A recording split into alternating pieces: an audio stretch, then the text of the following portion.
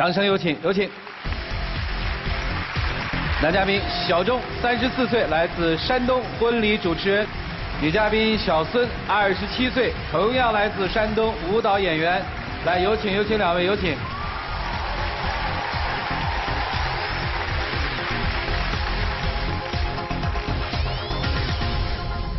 欢迎两位哈，主持人好。结婚7年了。对。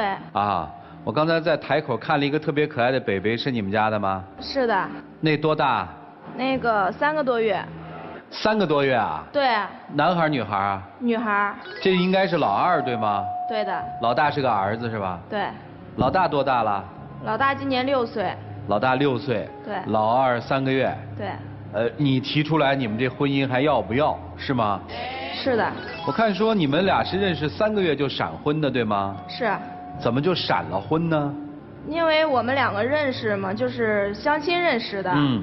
就是他的爸爸妈妈跟我爸妈中间的一个朋友嘛。啊。就是这样认识的。认识之后我俩见了面之后就感觉还行，挺谈得来。嗯。结果他爸爸妈妈就说，因为他年龄也大了嘛，就说要不就结婚吧。嗯。然后当时我俩吧，就是都挺有好感的，就也没想那么多，就结婚了。啊，这7年的婚姻生活，你们俩各用一个词来形容一下，好不好？凑合吧。凑合吧。女生呢？也差不多吧。也是凑合吧。啊，这个现在都不想凑合了是吗？我就是想说他有些毛病吧。啊。主要今天来就是想让老师们，给分析一下。明白了，还是想凑合啊？你为什么来呀？我来的目的呢，就是这7年当中，从一开始认识到现在，他的有些毛病还是没有改。好吧，咱们先说毛病吧啊。你最不能忍受你丈夫的毛病是什么？他的应酬特别多，而且吧，就是我感觉现在就是没有以前对我那么关心了，对我不上心，然后对孩子也是这样。好，你不能忍受妻子什么呢？他有一点公主病，结婚之前呢，就是他在家里面是饭来张口、衣来伸手那种啊，他花钱也特别厉害，而且特别的不相信我，不支持我的工作。哦，你给了3大罪：公主病、花钱狠、不信任，对吧？女生是应酬多、不关心，对吧？对。咱们一点一点说说吧。应酬多到一什么程度啊？天天应酬啊，还是？基本上就是天天应酬。哦。有时候出去吃饭喝酒，你说这我也能理解，对吧？因为工作原因。但是你说你出去吃饭喝酒，没必要说到夜里2点多、3点多才回来呀，对吧？哦。你把我自己扔家里头，我也想跟你说说话呀。啊。我也不是天天应酬，有时候再出去工作完之后，就想找几个朋友说说话、聊聊天。那也不是每次都是2、3点。一开始结婚的时候，他给我定了点儿啊。他说你出去应酬没事就是12点之前回家就行。这挺宽松的呀。啊，后来又改到10点了啊。改到10点，你像7点多开始吃饭，然后聊聊天、说说话，那得10点多或者11点左右。会有什么话说呀？就我们在一起会聊一些生活上的事情，还有工作上的事情。不是，这不应该跟老婆聊的吗？我理解啊。就哥们儿之间嘛，不是哥们儿之间哪天天有那么多聊，就是1个月聊那么1次、2次可以理解，跟哥们儿天天能聊的后半夜。因为什么？因为有时候也跟那个婚庆公司的老板也在一起吃饭。啊，行，就是应酬多呗。应酬多一点。啊。那一次回家晚是有原因的。嗯。一开始他不是改点吗？改到10点。嗯。10点他们都没结束，我要走的话也不让走。嗯。每次我都偷偷的跑。嗯。偷偷跑，那一次是上我朋友家喝酒，他知道我要偷偷跑，然后提前把他家的门给锁上了，他也不给我开，那天就回家晚了2点多。那你可以给我打个电话，对吧？他那个小区信号不好啊。那信号不好，他怎么打电话的？他家是座机嘛，对吧？我当时给你。那你可以用座机给我打呀。我之前给你打过电话，那每次打电话你都很生气是吧？我又不敢给你打。你原来给他打电话的时候，那都得让别人接一圈。跟张三喝酒的时候，张三接的电话说一句话；李四喝酒的给李四说一句话。你是天天都出去喝吗？不天天，1周喝几回吧？1周也就两三次吧。确实是1周2、3次是吗？做妻子的，你告诉我，之前吧，就是之前有大宝那时候，就是那时候经常喝，现在没以前喝的厉害了。对呀，那个时候都能忍，现在喝的不厉害，怎么反而又闹事儿呢？对啊，人家算改进了吗？是有改进，是有改进，但是他之前吧，就是我也是跟他定点嘛。之前我喝酒都带着他，现在他有二宝了嘛，带孩子不方便，孩子又小，就没带他，他又有意见了。原来喝酒的时候，几乎有10场得有8场带着他。哦，我就是特别纳闷儿，那个你说几个男的在一块儿喝酒，他每次都能喝到夜里几点？姑娘，我好奇的是说，那会儿他就这么喝，好几年已经喝过来了。你不好奇，你怎么突然就起了疑心，开始好奇了？你告诉我。就是有一次吧，他出去喝酒，出去喝酒。这一次是在什么时候？有1年了吧。1年前发生了什么？1年前他出去喝酒，然后我10点多给他打电话，我说你什么时候回来？他说马上。我说那行，我就在家等你，对吧？结果等了2个小时没回来，我就打电话接着打，一开始是打通没人接，但最后打的时候是关机，我就特别生气。其实吧，你说也是有担心的，对吧？我就骑着车子出去找他，走到半道上就看见他跟一个女的在那有说有笑的。他回到家跟我就没话说，跟其他女的就有说有笑的，这我肯定生气。这个事儿我当时跟他解释了，我跟我一个朋友在一起喝酒，正好那个女的呢跟我那个朋友也是朋友，我们也认识。那天晚上正好喝完酒了，他回家也不太方便，这么晚了，我就顺道把他送回家了。他还没送到家呢，他就碰上他了。就是说你为什么去送他？你之前你就已经吃过醋，你之前。对呀，你知道我对他有敌意，你还去送他，你这不是故意的吗？当时我不知道他在现场嘛，我要知道他在现场我就不去了。你可以去，但是没必要你去送他呀。你说他跟你那个朋友也是朋友，你可以让他去送啊。因为当时那个朋友不顺道，而且他喝醉了，我不是没喝醉嘛，我就把他顺道给送回去了，也没什么呀。他这个人就是这种性格，他明知道就是说我对这个人有敌意吧，他就跟故意似的。哎，你为什么对这人有敌意啊？就因为他对我老公说话就娇滴滴的嘛，感觉。不是，你什么叫感觉就娇滴滴的呢？对，他就是娇滴滴的。他跟他也认识。有一次我2个一起去一个乡下嘛，结果那女孩之后她也去了，我们2个在一起坐着说话呢，那女孩就把我老公拉了出去，到我们车上，拿我老公墨镜自己戴上，让我老公给她拍照，拍完之后他2个还合影，就对他说话就是一直娇滴滴的那种感觉，就对他撒娇嘛。对，你说这我肯定不能容忍呀。他对每个男人说话都那样。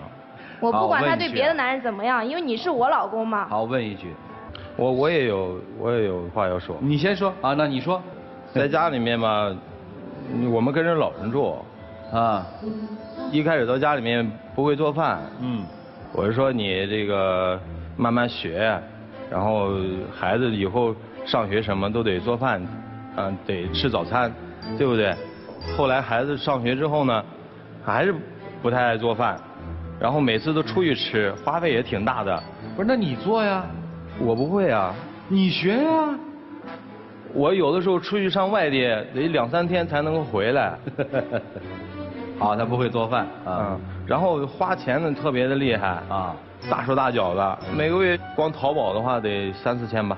你们俩一个月收入是多少？6000左右。2个人的收入加起来，就是我的是6000左右，他原来工作，现在有了2宝之后就不工作了。那你一个月花3、4千，显然对丈夫来说就多了一些。不是我，其实也不是主要花钱的事，他主要是不信任我，我赚钱没有动力啊，对吧？我在外面工作那么累，你最起码的信任你得有。我回到家，我希望有一个非常这个灿烂的微笑，说一句，哎，老公回家了，对不对？有的时候他心情不好的时候老掉脸子。你说我相信你，我怎么相信你？回到家之后跟我就不说话，自己抱着手机，不是玩游戏，他就说是在谈业务。那这谈业务也行，你业务谈完了不能一直老谈，对吧？业务谈完之后，你能陪我说说话吗？就倒头就睡。我手机上就一个游戏，还是我儿子给我下的，他玩的游戏，就是我想跟孩子有一个共同的爱好，那游戏又不是网游，就是手机上的单机游戏，对不对？然后每次回家的时候，那家里面都很乱，我有的时候坐车里面半个多小时都不愿意下来，不愿意回家，就感觉家里面没有那么温暖。他就是这样，我现在就感觉他对我就是结婚的时候越来越不关心了嘛。怀第一个孩子的时候我们就闹过离婚，中间闹过好几次。你还好意思说呢？怀我们家大宝的时候，那时候有4、5个月了已经。就是说我俩那天因为一点小事情就吵了起来，他倒好，他过来就推了我一把，差点没把我推倒。然后呢？然后他又偷摸的上医院去打孩子去了，知道了之后我就到医院门口把他给拦住了。啊，我俩就要去民政局办离婚证。就后来因为双方家长劝没办成。哦。我觉得不能太任性，你不能因为我推了你一把，你就去打孩子，那毕竟是一个生命，对不对？那你说那时候我都已经怀孕了，都那个样了，你还敢推我？你说这是没事儿，那要是有事儿呢？后悔都来不及，你知道吗？推你是我不对，我不当时给你承诺了吗？从那往后我再也不动你一个手指头，对吧？结婚7年了，我就推过你那一把，对不对？那一次确实我做错了，但是你不能因为这件事情一直任性啊，对吧？你得考虑考虑我的感受，我要求并不高，希望家里面干干净净的，能开开心心的陪着孩子。不是，我也希望干干净净，我也想打扫卫生，但是我现在跟着二宝，我真是没那时间。他那意思就是说，娶个媳妇儿就跟保姆似的，就那种感觉，就是说你什么都得给他弄到。他干完活回到家之后，我卫生必须打扫好，饭必须做好，衣服必须洗好，他就是这种感觉。你说那我也想干，那谁看二宝呀？都放了3、4天了，都有味儿了，你还不收拾？那你看见你可以收啊。我问一句啊，你们现在还跟父母住一起吗？对啊。跟公公婆婆住一起？对。老大谁带的呀？老大现在是我婆婆，因为她已经上学了嘛。啊。对，家里孩子也多点儿，4、5个孩子嘛，就是。4、5个孩子呢？因为有姐家的。也就是说，你们一个大家族住在一起是吗？那也不是，就是他们各自有各自的家，离我们家就是特别近嘛。你公公婆婆带几个孩子？你能告诉我吗？4个。分别是谁家的孩子？就我3个姐嘛。3个姐。对。一家一个。对。再加你们家的那个。啊。因为都在一个学校上学嘛。小型幼儿园啊。对。老人不容易啊。就是。本来就挺辛苦了，对吧？60多岁。我妈还很胖，200多斤，行动也不方便，对不对？我不希望我妈太劳累了，你最起码你得帮忙给她分担一点，早饭啊、接送啊。就是他就想的特别多，他就说他。所以这个家里面其实一直以来是4个孩子，对吧？对。现在等于这个家变成5个孩子了。对，孩子多了，你说老人家他也高兴呀，对吧？老人家也高兴。对，就是他就喜欢孩子特别多嘛。啊。因为。我觉得他就有时候就想的特别多。你说我婆婆她送孩子嘛，因为她几个就在一个学校上学。我婆婆那意思就是说，早上她给她买完饭之后，吃完饭她一车就送过去，然后放学的时候，然后再一车拉回来，她就那意思。中间她说过我一次，她说咱妈这么大年纪了，她说你帮她带带孩子是吧？我说那行。结果我去送，我送嘛，她就让我送我家自己的孩子，那3个她还不让送，我婆婆。就我婆婆不让送，因为她就不能闲着，你知道吧？就是现在，我觉得她有很多的借口都是来源于。你早上为什么不送啊？我有的时候走的特别早，5、6点钟就走了，还有的时候是提前1天就走了。哦，所以你觉得妻子责任尽得不好是吧？我觉得她应该帮老人去分担一些事情，对不对？这是做儿媳妇儿应该去分担的事情。对，我那几天去送孩子嘛，结果我婆婆就生气。他就说，你说我一趟就能送完，你非得再送一趟，再接一趟，你说你干嘛呀？结果吧，我是随了我老公的意，然后去接孩子送孩子，结果倒好，我婆婆生我气。你说我也是两边做都不行。你们俩为什么不搬出去住啊？说实话，也是因为这几年花销特别厉害，没攒上什么钱，没有钱出去买房子吧，因为上一年刚买了1辆车，我就这一点，就是我要跟你说一下。咱们每个月最起码得留下一部分的钱去攒着点，以后孩子长大了上学呀，都得用钱，对不对？咱们买房子都说了好几年了，你要是攒钱的话，我觉得现在一个首付不成问题，就是以后花钱悠着点。那我不是也一直在改变吗？我知道你现在比原来花的少了，但是你还是很厉害。你比如说收入6000块钱，你花3、4千，那2000块钱你再加上吃，是吧？你再加上电费。你再加上孩子的开销，你能剩多少钱？1年下来，我们几乎攒不多少钱的。哎，这3、4千买什么呀？我好奇。就是买的有些你要有用的还行，有些都没用。打扫卫生的时候拿出来一看，什么面膜啊，什么车的配件啊，什么乱七八糟的东西都不知道买了，就放在那儿。配件不也是给你买的吗？你给我买的得用得着啊，对吧？你买的那东西还很便宜，几十块钱。你要是买好的，对吧？你还能用得着，对不对？你别买那便宜货。这事儿我们就把它放在这儿了啊。丈夫显然是一个细节说明一个很大的问题。宁可在车里待半个小时，也不愿意回到那个家，是吧？他心情不好的时候，你知道吧？他就摆在脸上。我回到家，我本来已经很累。谁心情不好还摆在心里的？大多数人不都摆在脸上吗？你心情不好摆在心里？女生，你最大的不满是什么呀？对他不放心，然后还有就是说，想让他多关心关心我嘛，就感觉他现在不关心我。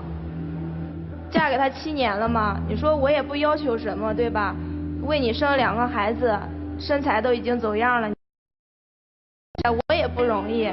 看孩子其实也是一件特别苦的事情，特别累。当时我就说了，第2孩子咱们不要，我都说了，你非得要。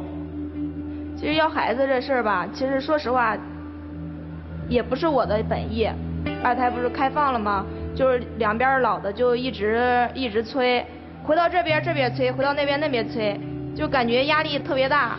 我就说要就要了吧。要了孩子之后，就是他在家里面一闲着，就跟原来刚结婚那会儿似的，就疑心特别重。你要是没事的时候回来陪我说话，我还怀疑你吗？然后有了2胎之后呢，每天大概起床的时间在10点以后，对吧？不喊就不起床。那你晚上怎么不看孩子呀？我们家孩子就是睡倒了嘛，就是晚上玩，他晚上玩我也不能睡呀，对吧？我得好好看着他。晚上我看孩子，白天谁工作谁赚钱谁养家，我也想看啊。看嘛，他现在就是老是说他一直在工作，他只能看到他自己的付出，就看不到我的付出。哎呀，反正听到这儿你就一声叹息啊。这过去有个哲学问题叫先有鸡还是先有蛋？婚姻生活有的时候你要这日子过得凑合了，就突然变成了这个哲学问题了。是先因为妻子变懒，把家弄得很乱，丈夫不愿意回家，还是因为说丈夫在外面有了一点什么不愿意回家？丈夫为什么会有什么追根溯源的时候，是因为你对我不够好。妻子马上就问了，如果不是你先对我不够好，哪里有我这样对待家里的状态呢？这日子过成哲学讨论的时候，在我看来基本是过不下去了。还想过吗？想。孩子是你想要的？孩子孩子是你想要的吗？就是问2孩。不是。啊？不想要了？现在出来了，那我看得特别清。所以你看你这说话，你说的对不对？你让你妻子听了多难受。你想过你不是这么个态度，你还想过吗？我就希望他能多改一改，就是多关心关心我的孩子。所以我就说还是先有鸡还是先有蛋嘛？是你先改还是我先改嘛？到底是我们俩谁的错，让我们俩的婚姻变成这样嘛？听听老师们怎么说，一起进入丘比特问卷。听了他们俩的倾诉，我的感受很深刻。我觉得这位女士她非常的焦虑，这位男士他非常的压力很大。为什么是这样呢？是因为他们的关系模式一直处于一直被攻击的一个状态。听到他说他的时候，感觉就是一个妈在训孩子的感觉。那先生呢就一直在辩解，这给我的感受就是一个在追，一个在跑。所以这是典型的你是非常的焦虑的一个状态，他是非常回避的一个状态。所以在这种关系模式下面就越来越恶化，最后演变成了现在的一个现状是什么呢？你们互相已经听不懂对方在说什么了。虽然表面上大家都很着急，都很想改变，都很想解决这个问题，但是谁都听不懂对方的需求。其实你们之间的这种语言，虽然每个字儿都能听得懂，但是每个字背后的含义，对方的感受已经是完全听不明白了。所以以我所见呢，如果还真的想过下去，这里面要解决最基本的问题是信任问题。因为你最初跟他是一个闪婚，可能有一点点一见钟情的性质那他作为婚礼主持人肯定是能说会道，而你现在成也萧何，败也萧何，为什么呢？你最后自己感觉让你自己不爽的是他的异性的问题，可是你想想，当初他打动你的也是这个呀。你既然享受了他这个好处，而你不愿意去承担这个好处所带来的隐患，这就是最大的问题了。那反过来呢，男方也得想明白，其实他真的也付出了很多。这两个孩子对他来说，这是他人生当中最大的付出，而你享受了这个最大的付出，也反过来还说，哎呦，这个出来了嘛，我就只能这样了。这你说女孩听了多心寒呐，对不对？所以这两个人彼此之间并没有知道对方在讲什么，所以要打开这个扣之后，才有可能重新开始建立信任。而当信任建立的时候，彼此才能听得懂对方在说什么。好，谢谢冷老师啊。如果说你们没有生二宝，或者说老二已经挺大的了，3、4岁了，我可能要去想想男士哪里做的不对，女士哪里做的不好，怎么改。但是你们的老二只有3个月，其实还在一个特殊时期，而这短短的3个月啊，先生，加上妻子怀孕10个月，你就忍不了，你就要一定站起来说，我这太太哪儿不对哪儿不好，多么懒，早上睡到10点。你要知道，一个女人晚上要照顾这个哭啼的、要吃奶的、要换尿布的小孩，她早上多睡一会儿你都不能体谅吗？所以从这点我要先说你，男士，其实你们的时间节点是在她怀老二的时候，这个时候你发现很多东西不能忍了，她变了，当然她变了呀，她怀孕了，她不可能像以前一样那么的全身心的付出给你。他会有身体的不适啊，他会有焦虑啊。那这个时期他本身内分泌发生变化，他和以前就是不一样了。而你做了什么呢？也许你说我没错啊，我和以前一样，我该照顾家，我该交钱我都做了。但是在这个特殊的时期，你应该做的更多，而不是去送一个本来他就吃醋的女同事，要避嫌啊。我觉得男人有时候所谓的责任，就是体现在我们在某些特殊时期、敏感时期，我要扛起比平常更重的担子，我还得做好。我个人认为你在这个阶段做得不好。但是反过来呢，我也想说说女士啊，你为这段婚姻把自己忘掉太多了。你所在意的就是这个男人，他是不是跟别的女人聊天了？他和谁说话？对方是不是嗲了？我觉得你迷失了自己很多啊，所以你知道有时候去怀疑一个男人是看不住他的。有时候我们说女人是我们爱这个家，但是我们有一点不能忘，那叫自己。当你很努力的爱自己的时候，你就会发现世界是不一样的，人们也会围着我来爱我。还有一点我想提醒你的是，其实你说不爱做饭，老公对你这点是有挑剔的啊。虽然我不认为说一个女性一定要把家务活做好了才算是一个好妻子、好母亲，但是有时候女人天性里带那些做饭啊、洗衣啊、母性的东西，你真正的去从事它、去愿意投身做的时候，你会发现，哎，挺美的，挺好的。而我这种美好的改变，也会让婆婆更欣赏我，老公更赞赏我，你会收获更多的美好。所以去学一些这种女性的、柔的、水的这方面的东西，其实不难，而且你会快乐，会更自信，好不好？希望你们能够冷静下来、理智下来，想想我们怎样面对这段婚姻，好吗？日子还很长呢，小孩才3个月，努力吧。好，谢谢严老师，谢谢老师。你说你天天在外面应酬，和那些朋友喝酒，你是为了疏解压力，是为了谈工作，其实你只是在逃避责任。与在家里做那些琐事带孩子相比，在外面喝酒是多么的潇洒呀！你说你有话跟别人说，却没有心情跟妻子说，说明妻子高兴与否，心里累不累，并不是你心目当中最重视的问题。孩子刚生下来才3个月，你居然说我本来就没想要，你觉得你这是一个做父亲该说的话吗？他都已经出来了，你说我本来没想要你。一个女人怀胎10月，千辛万苦把她生下来，好不容易养到3个月大，你说我本来没想要她，你这是一个男人该说的话吗？所以我认为你这个男人特别的没有责任，遇事只会逃避，宁愿在车上待个半小时，也不愿意上去给孩子换一块尿布。你说你像个什么男人？对于女生来说，我永远说女人的美不在于自己，在你营造的那个环境，但你营造了一个什么样的环境？饭不会做，不好好过日子，挣6000花4000。在我看来，你们就是太不会将心比心了，都只看到自己的付出。女人说自己不容易，男人说自己压力太大，但你有没有想过，父母特别不容易？女生居然还说，哎呀，孩子多了，老人家高兴吗？高兴什么呀？你们2个孩子都把你们弄成这样，200多斤的老母，他们带这么多孩子，你以为他们除了高兴之外没有艰辛吗？但是这2父母说了什么没有？什么也没有说，只是默默的在付出，而且整天还乐呵乐呵的。你听听都累，每天早上把一帮孩子拉过去，再把他们拉回来，拉起来那么容易吗？他们在拉孩子的时候，你在睡懒觉。你们就是太不知道将心比心了。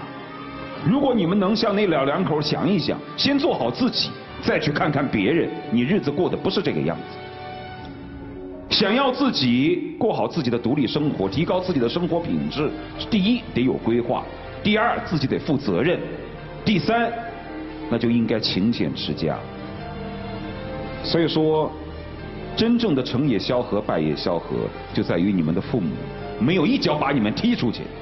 早把你们踢出去了，你也不会睡懒觉，你也不会躲在车上半天，你也不上去。真正这事儿逼到你们头上要干了，你们就会去干。所以说什么也别说了，也别说凑合了。你们1儿1女，多幸福啊！你努力的提高自己的业务水平，多挣点钱。对于女生来说，好好的计划着过日子，把这个日子过好，我觉得你们已经具备了很多幸福的元素，只是你们2人太不争气。就这样。生活就是这样，你在这一面的背后一定是另外一面。这手机问题不是你们家的问题，99%的家庭都有手机的问题。大多数人现在已经离不开手机了吧？什么场合都拿着手机在玩吧？忽视身边人不是这一个吧？就现在社会给了你这么多的东西，家庭那点东西到底应该怎么办？每个人大概都需要去学习和体会，给自己找个念想嘛。因为我们对于生活没有念想了，所以我们就把日子过得这么稀里糊涂的。你的念想是什么呀？其实我一开始结婚就是想过一个平平淡淡，不求大富大贵吧，孩子健健康康带大。因为我小的时候，我父母忙生意也没空照顾我，我希望我的孩子能有一个美好的童年。我一忙完之后，你给他呀。从今天开始酒厂都不喝了呀。从今天开始你回家就把手机关了呀。你哪怕不关手机，6点钟进家门到10点钟，你说手机我不再看了，10点钟他就睡了嘛。10点钟以后的时间是你的，你做得到吗？别抱怨了，要想过就好好过。来，接下来的时间给他们吧，让我们一起进入到那几天和古方红糖真情60秒。其实这么多年过来，咱们中间经历了也有很多的事情，你也知道。一开始结婚的时候，咱们在一起都说过，我希望咱们能够平平淡淡的、开开心心的过一辈子。可能有的时候我做的还不够，这些话说出来容易，做起来确实挺难的。但是我希望你相信我，老婆。千万以后不要给我打电话就看我跟谁在一起。我每次我主办婚礼之后，我都第一时间给你打电话，对不对？我第一时间回家，有的时候还不吃饭，这是为什么呢？就是因为我想第一时间能够见到你，希望这样的日子我们以后还会有，好吧？请回吧，谢谢梁慧。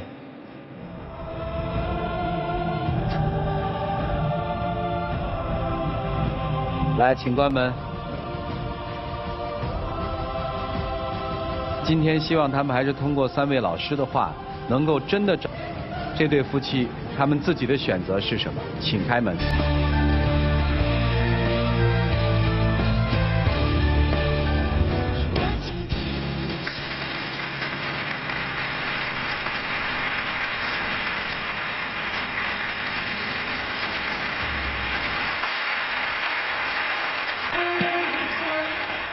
哎，有请我们的小话筒来，有请。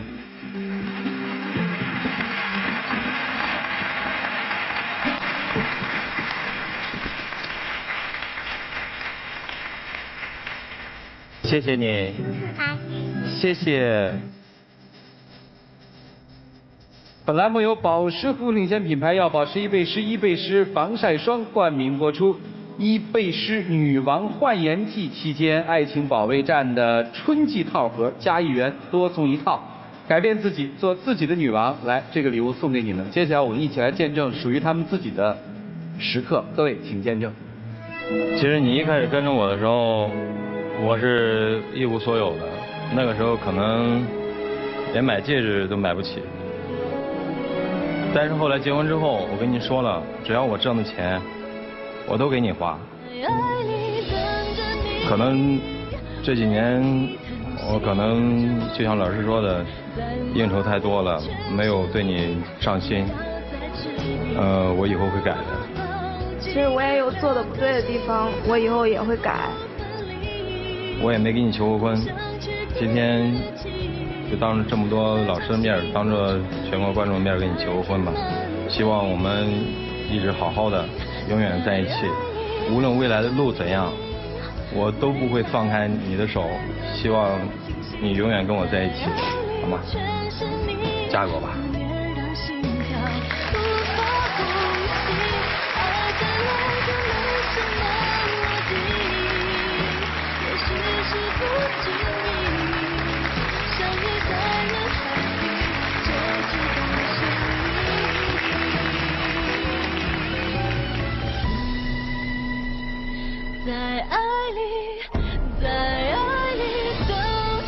谢谢老师。好好过啊，都别太懒了，回吧。